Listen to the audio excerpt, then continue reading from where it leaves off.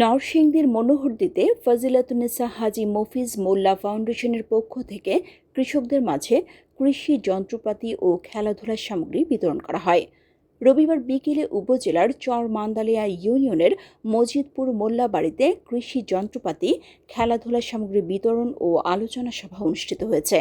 আলহাজ মফিজউদ্দিন মোল্লার সভাপতিত্বে ও মোহাম্মদ নুরুল হক আরজুর সঞ্চালনায় প্রধান অতিথি হিসেবে মনোহরদী উপজেলা বিএনপির সদস্য সচিব আমিনুর রহমান সরকার দোলন, উদ্বোধক হিসেবে উপস্থিত ছিলেন চরমান্দালিয়া ইউনিয়ন বিএনপির সভাপতি মাহবুব মোর্শেদ শাহানশাহ। বিশেষ অতিথি হিসেবে উপস্থিত ছিলেন ডাক্তার হুমায়ুন কবির, খিদিরপুর ইউনিয়ন বিএনপির সভাপতি মোহাম্মদ আবুল ফজল, খিদিরপুর ডিগ্রি কলেজের ভারপ্রাপ্ত অধ্যক্ষ নাজিমউদ্দিন, সরকারি অধ্যাপক মোহাম্মদ আজমল হোসেন, বড়চপা ইউনিয়ন বিএনপির সাধারণ সম্পাদক গুলজার হোসেন গুলশান, চরমান্দালিয়া ইউনিয়ন বিএনপির নেতা মিজানুর রহমান গোলাপ সহ আরও অনেকে উপস্থিত ছিলেন।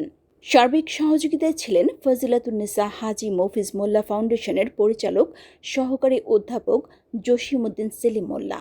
আলোচনা অনুষ্ঠান শেষে আমন্ত্রিত অতিথিগণ কৃষকদের মাঝে কৃষি যন্ত্রপাতি বিতরণ ও শিক্ষার্থীদের মাঝে খেলাধুলা সামগ্রী ও শিক্ষা সামগ্রী বিতরণ করা হয়।